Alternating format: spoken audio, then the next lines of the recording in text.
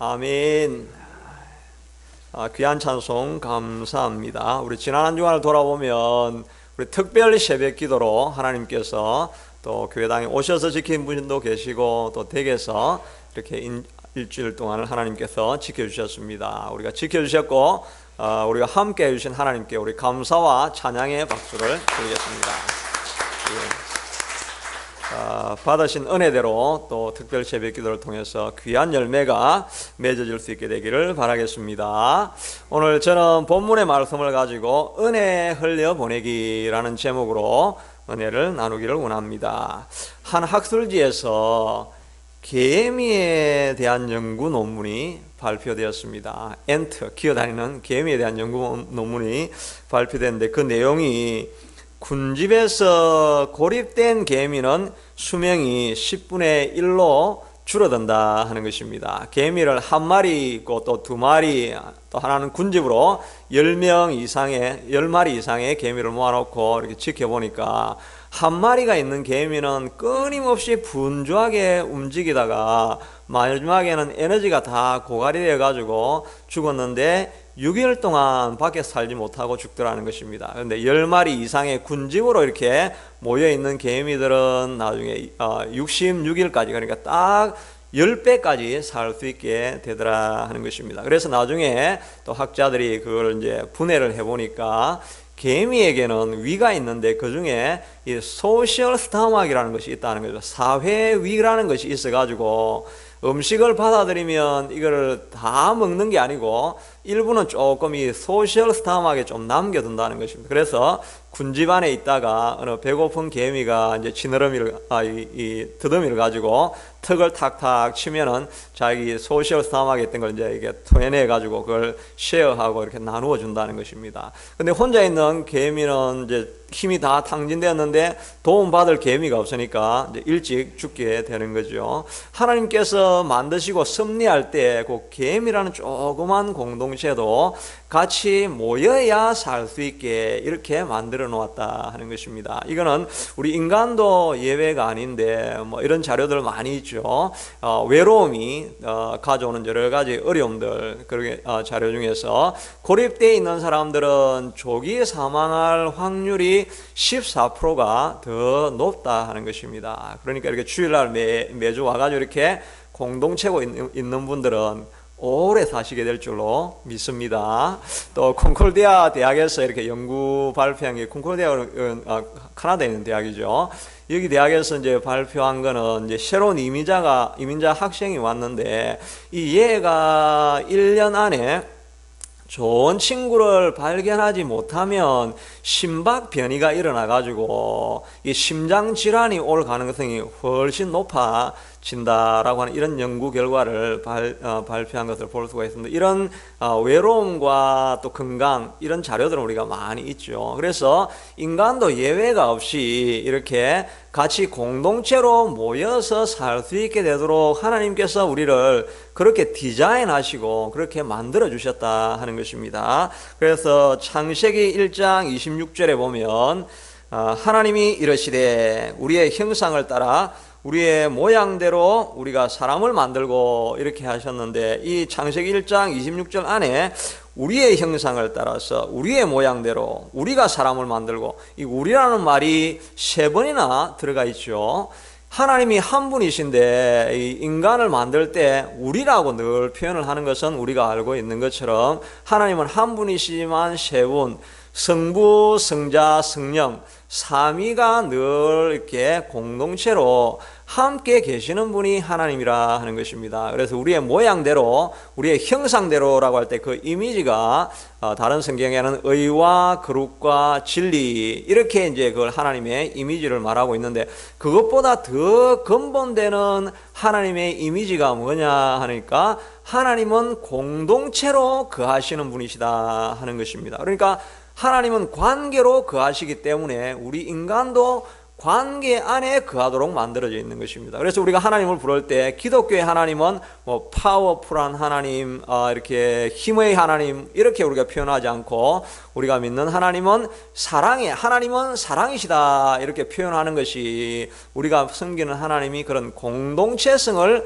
가지고 있다 하는 것입니다. 그러니까 우리도 복되게 평안하게 우리가 지어진 바대로 살아가려고 하면 꼭 공동체로 모여서 그 공동체 안에 있을 때 우리가 진정한 행복을 누리게 된다 하는 것입니다. 우리가 아는 것처럼 우리가 아무리 잘 먹고 또 잘 입고 좋은 차, 좋은 집이 있어도 늘 마음에 좋은 사람이 옆에 없으면 마음이 공허하게 되는 것을 우리가 알죠. 여러분들은 뭐 좋은 집에 좋은 차 이렇게 안 살아보셔서 모를 수 있는데 정말 우리가 아무리 정말 많이 가진 사람들도 그 사람들이 고백하는 것은 좋은 사람이 옆에 없으면 공허하다 이런 고백을 하게 된다 하는 것입니다. 그래서 우리가 좋은 기억을 남긴다 이것도 우리가 뭐 아름다운 곳, 멋진 곳 이렇게 절경을 이렇게 해놔도 거기에 좋은 사람이 없으면 좋은 추억이 남는 게 아니죠. 근데 흐름한 뭐 커피숍이라 할지라도 정말 좋아하는 사람, 마음에 합한 사람하고 앉아 있으면 그게 오래 남는 추억이 되는 것이 바로 그게 우리가 지어진 바대로의 모습이라 하는 것입니다. 그러니까 사단이 우리를 파괴하려고 하면 제일 좋은 방법이 뭐겠습니까? 공동체에서 떨어지게 만드는 것입니다. 그래서 교회 생활하다가 우리가 그렇게 낙심하는 사람들이 많죠. 정말 꼴 보기 싫어서 교회 못 나오겠다. 정말 이게 너희들끼리 잘해 먹으라. 이렇게 하면서 이제 이렇게 교회를 떨어져 나가려고 이렇게 하시는 분들이 있습니다. 그게 바로 사단의 계략이라고 할 수가 있는 것입니다. 이 공동체 안에 좀 어려움이 있어서 여우가 있어서 밖으로 나가면 밖에는 곰과 사자가 기다리고 있다 하는 것입니다. 그러니까 어려움이 있어도 이 어려움 가운데서도 하나님께서 공동체에 굳건하게 붙들어 매시려고 하는 하나님의 연단이다 생각을 하고 끝까지 그 자리에 남아 있어야 된다 하는 것입니다. 그럴 때 우리가 자꾸 가시가 있는 사람이 옆에 있으면 그러면 어떻게 해야 됩니까? 그때는 하나님 앞에 와서 우리에 있는 마음에 있는 것을 다 토해내면서도 그 자리는 계속해서 지키고 있어야 된다 하는 것입니다. 다윗도 마음이 굉장히 많이 상했을 때 아주 극단적인 기도를 시편 3장 7절에 보면 하고 있습니다. 하나님 내 원수의 뺨을 후려 갈기시고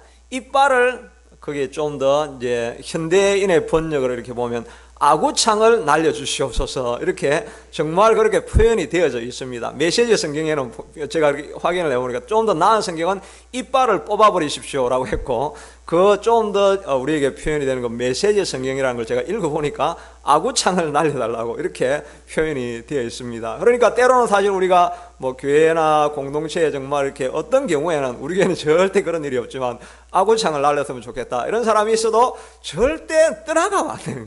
떠나가면 사단의 밥이 되는 것입니다. 안에 남아가지고 하나님 앞에 그 원한을 다 토로하면서 견디다 보면 하나님께서 그것을 아름다운 공동체로 만들어주게 된다 하는 것입니다. 반면에 우리가 그리스도를 만나고 인격적으로 회개를 하고 정말 만나게 되면은 첫 번째 나타나는 그 표정이 이 사람이 좋아진다는 것입니다. 나를 미워하는 이런 사람들이 전혀 없어지고 누구나 보면 그냥 안아주고 싶고 뜨거운 사랑이 마음속에서 우러나는 것을 여러분들도 다 경험해 보셨죠. 저도 고등학교 때 정말 큰 은혜를 받고 나니까 사람들이 나무와 꽃도 이렇게 좋은데 사람들은 얼마나 좋은지 미운 사람이 하나도 없어지게 되더라는 것입니다. 그러니까 죄가 다 사라지고 하나님의 형상이 회복되어지니까 이 공동체 안에 들어와 있는 이것이 너무나 큰 복인 것을 알게 되더라 하는 것입니다. 그러나 우리가 이 땅을 살아가면서 항상 은혜가 충만할 때가 없죠. 때가 있는 건 아니죠. 그런데 좀 어려움도 있고 이렇게 하니까 관계 속에 살아가려고 하면은 관계의 법칙을 알아야 된다는 것입니다. 하나님이 사람을 만들었기 때문에 어떻게 하면 좋은 공동체를 유지하면서 어려운 가운데서도 지혜롭게 잘 견뎌갈 수 있는가 하는 그 법칙이 관계에도 있는데 우리 자연에는 자연의 법칙이 있죠. 내추럴 로가 다 있죠. 이 관계에도 법칙이 있다는 것입니다. 그 법칙을 우리가 잘 따라가면 우리가 이탈을 했다가 마음에 쓰라림이 있고 곤란이 있다 할지라도 다시 법칙을 보면서 다시 돌아오면 정도를 따라서 끝까지 관계를 유지해 줄 수 있다 하는 것입니다. 그 법칙이 무엇이냐 하면은 가장 근본적인 게 우리가 황금률이라고 하는 마태복음 7장 12절에 있는 말씀입니다. 우리 다 같이 한번 읽어볼까요? 마태복음 7장 12절. 그러므로 무엇이든지 남에게 대접을 받고자 하는 대로 너희도 남을 대접하라. 이것이 율법이요 선지자니라. 이것이 바로 관계 법칙의 제일 바탕에 있는 펀더멘털 프린시플입니다. 우리가 어려움이 있으면 꼭 이 주제를 보고 내가 정말 내가 받고 싶은 대로 남을 해주고 있나는 걸 생각해 보면 왜 트러블이 일어났는지 꼭 알 수가 있게 된다는 것입니다. 그래서 예수님께서도 9장 35절에 제자들을 앉혀놓고 말씀하시기를 새로운 번역에 보니까 누구든지 첫째가 되고자 하면 그는 모든 사람의 꼴찌가 되어서 모든 사람을 섬겨야 한다. 그러니까 그 원리를 다 압축해 보면 내 삶이 섬기는 삶인가 아닌가 그걸 보면은 내가 이 관계에서 이탈을 했는가 바로서 가고 있는가 하는 것을 우리가 볼 수가 있다 하는 것입니다. 이렇게 오늘 관계에 대해서 길게 이야기를 드린 것은 오늘 이제 로마서에서 예수님 이 사도 바울이 이제 복음을 막 소개하려고 합니다. 정말 하고 싶은 말을 하기 전에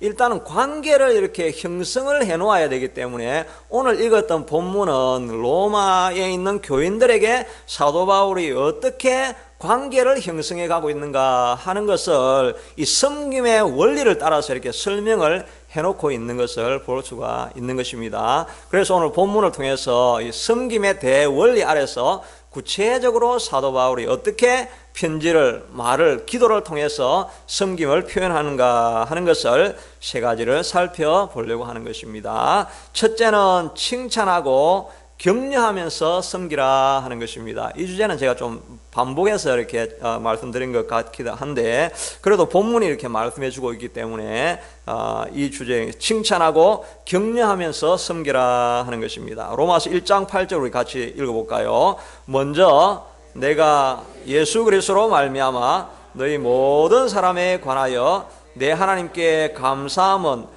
너희 믿음이 온 세상에 전파됨이라. 하나님께 이분들 때문에 로마에 있는 사람들 때문에 내가 감사한다라고 격려하면서 너희 믿음이 온 세계에 퍼졌다. 이건 좀 과장이 된 거죠. 온 세상은 우리 교회가 온 세상이고 온 세상에 다 여기까지 전달이 안 된 것입니다. 그럼에도 불구하고 조그만 좋은 것들을 가지고 아주 크게 해서 이렇게 칭찬을 하는 모습을 보는데 이거는 사도 바울의 그냥 습관화되어 있는 이게 서신의 모습인 것입니다. 다른 본문에도 보면 고린도 전서에도 보니까 이제 고린도 교회는 얼마나 문제가 많았습니까? 당파의 문제, 음란의 문제, 방탕의 문제, 은사들이 너무 많이 터져가지고 막 은사가 혼란에 돼 있고 이거를 조절하려고 쓴 편지가 고린도 전서인데 그런 앞에서 첫 서문에서는 항상 하나님의 은혜로 말미암아 내가 너희를 위하여 하나님께 감사하노니 이는 너희가 그 안에서 모든 일 곧 모든 언변과 모든 지식의 풍족함으로 너희가 모든 은사에 부족함이 없이 우리 주 예수 그리스도의 나타나심을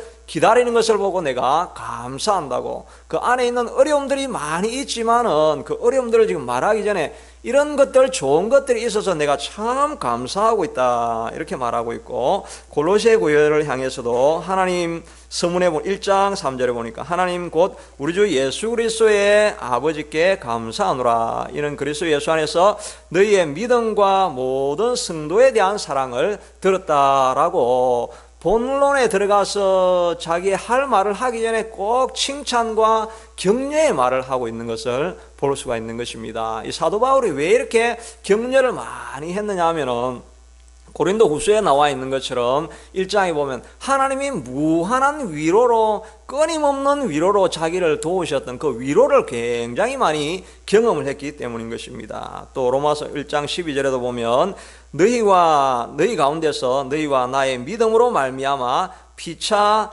안위함을 얻으려고 너희에게 가기를 원한다. 이렇게 안위함 이 말은 encouragement입니다. 서로가 서로를 격려하는 이것이 얻기 위해서 간다 하는 것입니다. 이 사도 바울도 자기가 대사도고 하나님의 은혜를 날마다 충만하게 받지만은 그것만으로 충족한 것이 아니라 자기도 로마 사람들하고 성도들하고 교제하면서 격려와 위로를 받는 것, 이것이 자기에게 큰 힘이 된다 하는 것입니다. 누구에게나 이런 격려가 다 필요한 것입니다. 우리가 학생들하고 이제 수련회를 가면은 맨 마지막에 보통 하는 일은, 그게 하면 굉장히 우리가 도움이 되기 때문에 하는데, 전부 다 둥글게 앉아가지고 마지막에 이제 사절지, A4 용지 이렇게 다 한 장씩 돌려가지고 자기 이름 적어라 이렇게 해가지고, 그걸 가지고 이제 자기 이름 적었으면 옆으로 돌립니다.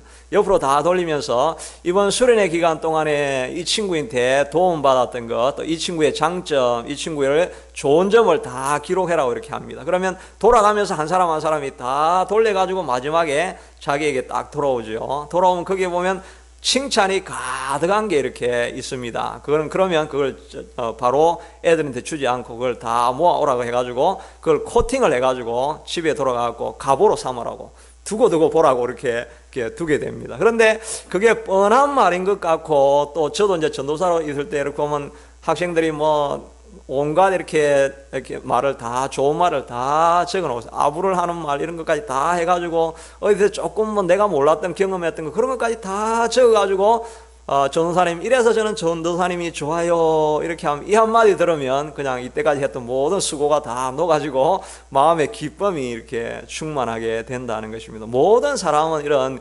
격려와 위로를 꼭 받고 살아가야 된다 하는 것입니다. 한 집회를 하셨던 이렇게 목사님이 학생들 집회를 했는데, 한 학생이 정말 이렇게 변하지 않을 것 같은 그 정말 돌같이 굳은 마음이고 이런 학생인데, 여자인데 집회하다가 마지막 날 은혜를 받은 것입니다. 막 눈에서 눈물이 막 흐르는데, 뭐 화장을 해가지고 마스카라가 까만 이제 먹물이 막 내려오고 이렇게 하는데, 눈물을 막 정말 수돗물 꼭지 틀은 것처럼 눈물을 막 흘리면서 애가 회개를 하는 것입니다. 정말 애가 많이 변했습니다. 그 다음날 아침에 얘가 해같이 빛나는 얼굴로 식사하는 자리에 와가지고 그 냅킨에, 눈물이 막 떨어지는 그 냅킨에 그렇게 적어놔요. 선생님, 저도 선생님처럼, 초신자니까 목사님이라고 해야 되는데, 선생님, 저도 선생님처럼 하나님의 사랑을 전하는 사람이 되겠습니다. 그 냅킨을 하나 주고 갔는데, 이 목사님이 그거를 7년 동안 그걸 보면서 간직을 했다는 것입니다. 집회를 통해서 사람을 이렇게 변화시킬 수 있는데 내가 쓰임 받았다는 것, 이게 얼마나 놀라운 감동이고 자기에게 힘이 되는 줄 모른다는 것입니다. 아브라함 링컨이 암살이 됐잖아요. 그때 이제 유품을 이제 모아놔가지고, 이제 지금도 박물관에, 그 어디 박물관인지는 모르겠는데 그 박물관에 그 유품이 있다고 합니다. 그 유품 가운데 호주머니에서 나온 것이 성경책이 나왔고, 또 시계가 나왔고, 이게 나왔는데 거기 조그만 신문 기사 하나, 그게 딱 꼬깃꼬깃하게 해가지고 그게 나왔어요. 그게 뭐라고 적혀있냐니까, 아브라함 링컨은 이 시대의 가장 위대한 지도자다. 그 링컨이 엄청난 비판을 받았죠. 남군한테 비판을 받고, 또 내부 안에서도 비판을 많이 받아가지고 뭐 원숭이 같이 생겼다, 뭐 이런 정말 이렇게 극렬한 비난을 많이 받았는데, 자기도 위로가 필요했기 때문에 아브라함 링컨은 이 시대의 위대한 지도자, 그거를 자기가 호주머니에 넣고 보고 있었다는 것입니다. 그러니까 모든 사람들에게는 이런 격려가 꼭 필요하다 하는 것입니다. 명품 크리스찬이라는 책이 있는데, 그 책에 보면 이런 이제 그 실험이 나와 있습니다.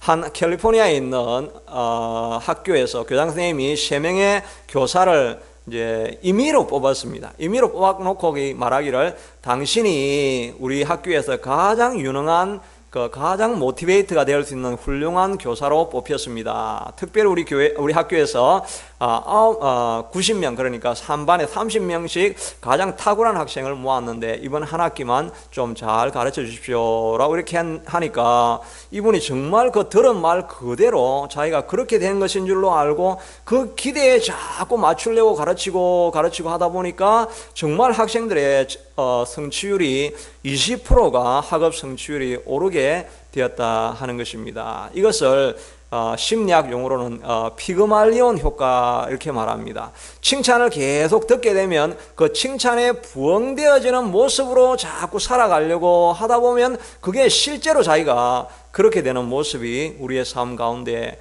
늘 있다는 것입니다. 그래서 하나님은 우리에게 끊임없이 이런 격려를 계속해서 주신다는 것입니다. 기도원이 정말 비겁하게 이제 포도 틀에 숨어 가지고 있는 그런 급장이었는데, 하나님이 오실 때는 큰 용사여 너희가 나가서 미디안 군을 물리치라라고 격려할 때 실제로 그 격려의 말씀대로 큰 용사가 되어서 미디안 군을 물리치게 되어지는 것을 이렇게 보면은, 우리도 하나님 앞에 날마다 격려하는 삶을 살 수 있게 되기를 바랍니다. 우리 권사님이라고 하잖아요. 이게 권사님은 헬라어로는 파라클레시스라고 하는 이 단어에서 나온 것입니다. 그런데 성령님의 보혜사, 성령님의 헬라어가 뭐냐니까 파라클레토스입니다. 그러니까 이 파라클레토스가 성령님이 하는 일이 늘 위로하고 격려하고 우리를 세워주는 일이죠. 그러니까 권사님이 하시는 가장 기본적인 일이 권하는 것입니다. 낙심한 사람들을 이렇게 세우고 격려해서 가던 길을, 신앙의 길을 계속해서 가게 하려고 하는 것이 권사라 하는 것입니다. 그러니까 가장 근본에 있는 이게 봉사하는 것도 다 이런 것들이 격려하고 교회를 세워가는 일이죠. 그러나 그것보다 더 근본에 있는 일은 사람을 세워가는 일이라 하는 것입니다. 작은 말로 세워가는 이런 것들이 다 권사님들이 해야 될 일이고, 권사님들뿐만 아니라 다른 집사님이나 장로님이나 우리 모든 직분자들이 다 해야 될 일이 이런 파라클레시스, 다른 사람을 권면하고 격려하는 일에 우리가 다 쓰임받을 수 있게 되기를 바랍니다. 아멘. 예, 둘째는 중보기도로 섬겼다 하는 것입니다. 우리 로마서 1장 9절, 우리 로마서 1장 9절로 다 같이 읽어볼까요? 내가 그의 아들의 복음 안에서 내 심령으로 섬기는 하나님이 나의 정인이 되시거니와 항상 내 기도에 쉬지 않고 너희를 말하며. 이 사도 바울은 모르는 사람들, 교인들, 이런 모든 사람들을 만날 때마다 그 관계를 형성하는 가장 기초가 항상 내가 너희를 위해서 기도한다 하는 것입니다. 계속 기도하다 보면 모르는 사람도 형제가 어느 순간에 되어 있다 하는 것입니다. 빌립보서에도 보니까 간구할 때마다 너희 무리를 위하여 기쁨으로 항상 간구함은, 골로새서 편지할 때도 우리가 너희를 위하여 기도할 때마다 하나님 곧 우리 주 예수 그리스도의 아버지께 감사한다라고 하면서 날마다 기도하고 있다는 것입니다. 데살로니가 전서에도 보면 항상 시작하면서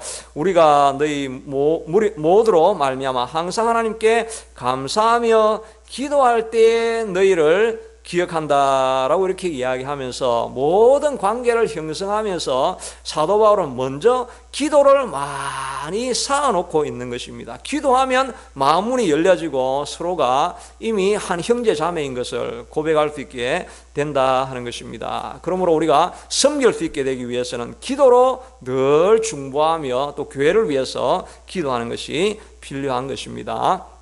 미국에 있는 한 목사님, 제가 이제 설교를 듣다 보니까 자기 이야기를 이렇게 하시던데, 예수전도단이라고 있지 않습니까? 여기서는 원래는 YM이죠. 유스 미션, 이게 한국말로는 이제 예수전도단이라고 이렇게 바뀌어가지고 그 단체에서 제일 유명한 프로그램 중에 하나가 DTS라고 하는 것입니다. DTS라는 말 들어보셨습니까? 신문에도 이렇게 광고할 때 YM 하면 그게 많이 나옵니다. 이게 Disciple Training School이라 그래가지고 예수 제자 훈련 학교라고 하는데, 이 훈련 학교 중에 유명한 것이 이제 하와이에 있는 그 열방 대학에서 그걸 이제 많이 합니다. 그래 이 목사님이 이제 좀 큰 교회를 하시던 목사님이어가지고 훈련을 받으러 가시는데, 미국 그 한국어로 하면 이제 한인들이 많이 몰리면 이제 서로 안면이 있으니까 좀 힘들 것 같아가지고 영어가 좀 부족해도 영어권에 이렇게 훈련을 신청을 해가지고 하와이로 가게 되었습니다. 그게 3개월 동안 하는 훈련이거든요. 그렇게 하면서 자기가 생각할 때 이게 영어도 잘 안 되고 이렇게 하니까 내가 그냥 구석에서 그냥 이제 이방인 같이 있다가 오게 되겠구나, 이런 생각을 하고 이제 숙소에 들어가고 이제 집회하는 데를 모임하는 데를 다 갔는데, 소그룹 하는 모임을 갔는데 한 할머니가 자기에게 다가오는데, 이 할머니가 거기를 섬기는 스텝이었습니다. 근데 자기가 가니까 이 미국 할머니인데 자기 이름을 정확한 한국말로 자기 이름을 부르더라는 것입니다. 그 자기 와이프도 있었는데 자기 와이프 이름도 정확하게 한국어 발음으로 하고 자기 애 이름도 정확하게 기억하고 있더라 하는 것입니다. 그래서 자기가 놀라서, 아니 어떻게 제 이름을 다 기억을 하시고 한국말을 발음을 그렇게 정확하게 하느냐고 하니까, 자기가 2개월 전에 등록하고 여기가 등록이 accept 되었다 하는 그 이야기를 듣는 때부터 2개월 동안 자기 일을 위해서 계속 계속해서 기도했다는 것입니다. 그 이야기를 듣는 순간에 그 할머니가 백인같이 보이지 않고 꼭 자기 어머니같이 보이더라는 것입니다. 그래서 정말 달려가가지고 이 코리안 스타일이 아닌데 정말 이게 빅허그를 이렇게 하는데 전혀 서스럼이 없게 되더라 하는 것입니다. 이렇게 기도가 이렇게 사람의 마음을 다 녹여놓고 모든 문제를 풀어가게 된다 하는 것입니다. 우리가 잘 알고 있는 그 김하중 대사라고 통일부 장관 하시고 중국 주중 대사 이렇게 오래 하신 분 있지 않습니까? 거기에 하나님의 대사라고 하는 책도 많이 나오고 이렇게 하신 분인데, 그분이 중국에서 크게 서영을 받았던 이유는 자기가 중국 수교의 문을 열겠다라는 생각을 가지고 한 20년 전부터 그 탑 리스트를 만들어 가지고 중국의 탑 리스트 중에 탑 12 안에 들어가는 사람들을 다 이름을 적어 놓고 그거를 16년 동안을 그 사람을 위해서 계속해서 기도를 했다는 것입니다. 그리고 나서 주중 대사가 되고 나니까 그 사람의 미래가 싹 다 보이더라는 것입니다. 그냥 그 사람 보면 이 사람 앞으로 일본 가서 대사하다가 한국 대사하다가 다시 돌아오겠다, 이런 게 그냥 자기가 보이더라는 것입니다. 그리고 그 이야기를 해주면 그 이야기대로 되고 이야기도 되고 하니까 모든 사람이 자기를 따르고 탑 클래스에 있는 사람들이 다 자기에게 문제가 있으면 자기에게 다 물어보게 되는 이런 결과를 가져와서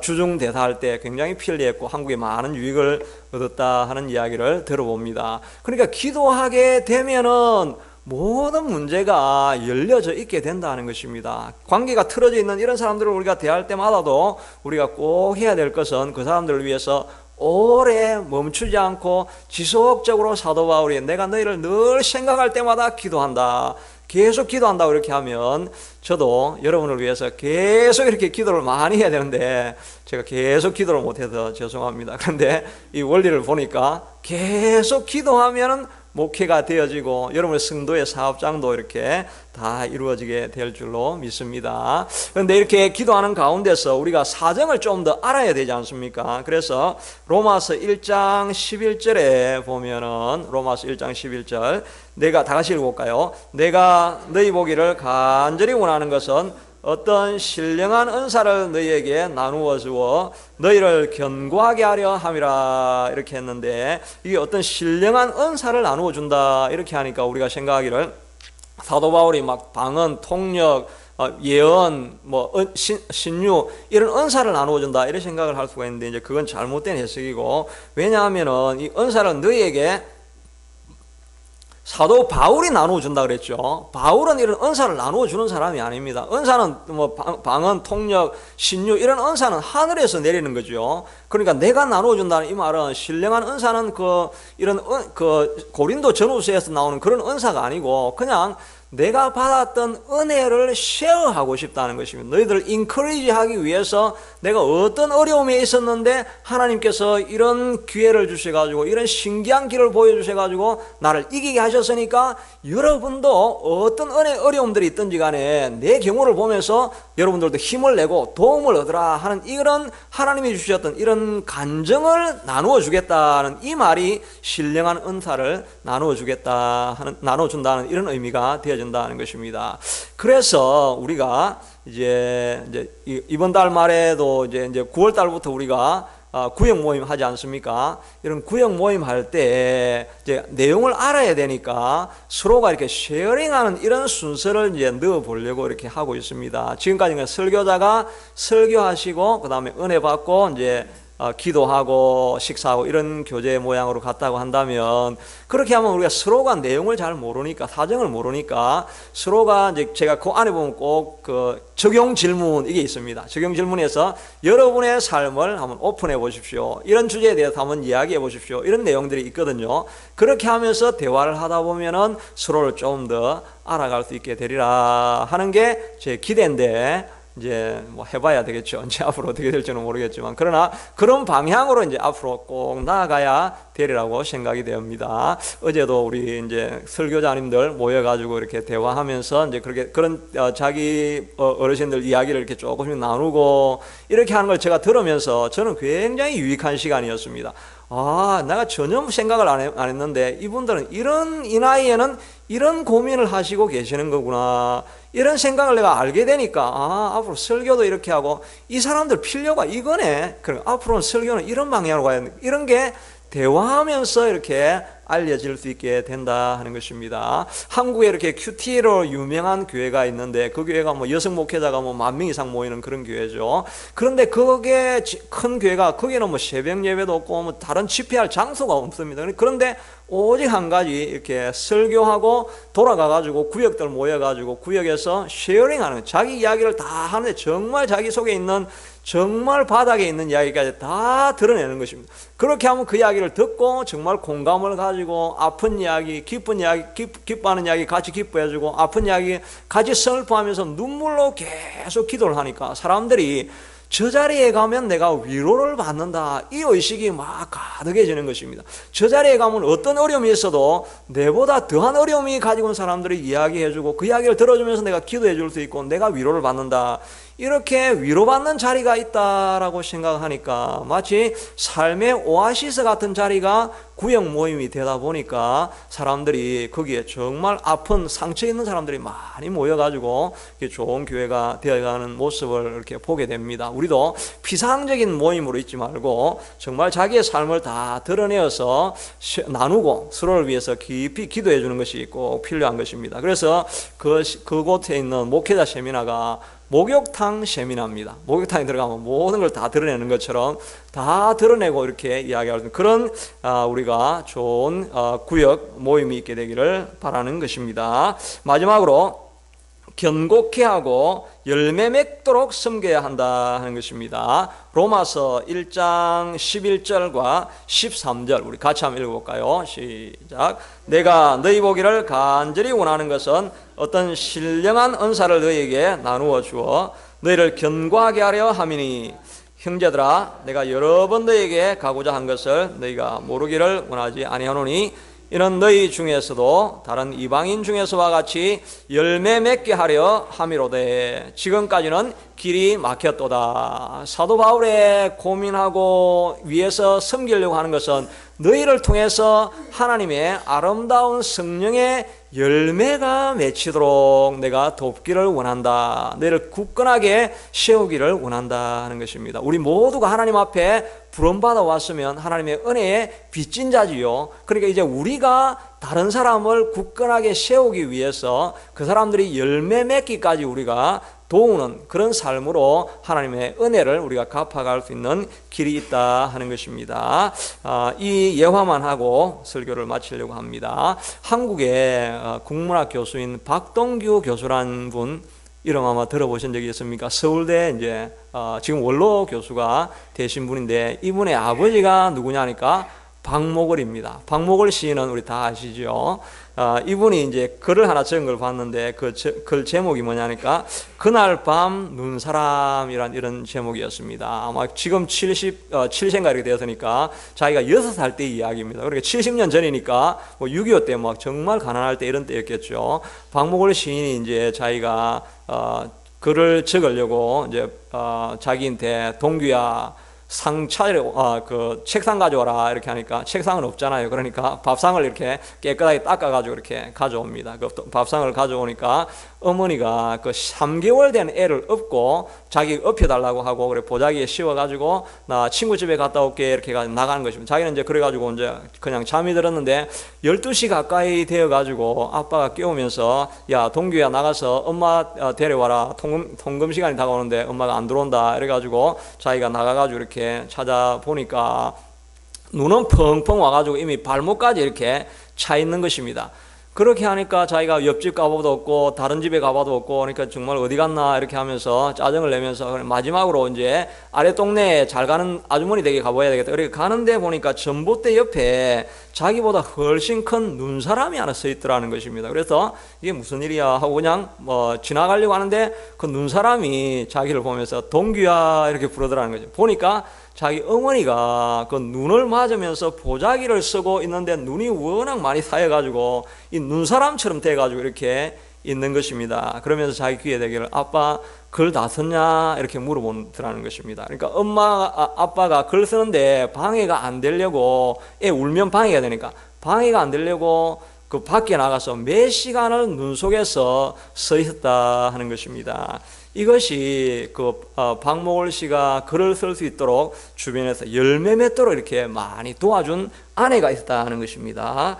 이거를 보면서 그가 이제 글을 마지막으로 적기를 이렇게 적었습니다. 나는 이 사건을 평생 잊지 못하고 삽니다. 세월이 지나갈수록 내 머릿속엔 몇 시간씩이나 눈구덩이에 서서 눈을 맞으며 3달 된 딸을 업고 있던 어머니를 생각합니다. 3달 된 내 여동생이 아버지가 시를 쓸 때 울어서 방해될까봐 그렇게 어머니는 나와서 눈을 맞고 서 있었던 것입니다. 이렇게 회고를 하고 있는 것입니다. 한 사람의 열매 맺기 위해서는 이렇게 뒤에서 수고하고 애쓰고 눈물 흘리며 고난을 당하는 사람이 있어야 아름다운 열매를 맺게 된다 하는 것입니다. 하나님께서 우리를 은혜 받게 하셔서 하나님의 자녀로 삼으신 이후에는 우리도 우리의 십자가를 지고 누군가가 열매 맺을 수 있는 자리까지 가도록 우리가 뒤에서 눈을 맞으며 헌신하며 기다리는 이 열매 맺게 해주는 수고의 헌신이 있는 삶으로 우리를 초청하셨다라고 이렇게 믿는 것입니다. 그러므로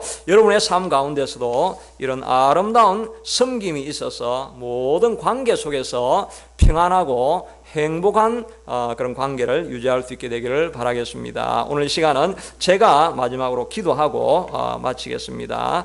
주신 말씀을 가지고 제가 기도하겠습니다. 고마우신 하나님 감사합니다. 오늘도 하나님께서 사도 바울을 통해서 바울의 로마 교인들에게 기도하기 말씀을 전하기 전에 어떻게 관계를 형성하였는가 하는 것을 배우게 하신 것을 참으로 감사합니다. 모든 관계의 원리는 내가 대접을 받고자 하는 대로 남을 대접하는 데 있는 것입니다. 이 원리에서 떠나게 되면 트러블이 생기고 어려움을 당하게 되는 것입니다. 이럴 때마다 우리가 다시 돌아와서 내가 남을 섬기고 있는 마음으로 이 자리에 있는가 하는 것을 돌아보는 아름다운 우리가 다 될 수 있게 도와주시기를 원합니다. 특별히 사도 바울은 로마 교회를 향해서 칭찬과 격려를 아끼지 않았습니다. 모든 사람이 강한 사람이 없습니다. 다 약하고 연약한데 칭찬과 격려를 기다리고 있습니다. 우리가 이 아름다운 격려의 말을 전할 수 있게 도와주시고 날마다 그 사람을 위해서 기도하고 교회를 위해서 중보기도함으로 관계를 세워갈 수 있게 하시고 그 성도가 아름다운 열매를 맺기까지, 교회가 또 아름다운 열매를 맺기까지 지속적으로 기도하고 헌신하고 섬기는 우리가 되어질 수 있게 축복하여 주옵소서. 예수님 이름으로 기도드리옵나이다. 아멘. 찬송가 220장입니다. 찬송가 220장 하시면서 헌금하겠습니다. 봉헌하시겠습니다.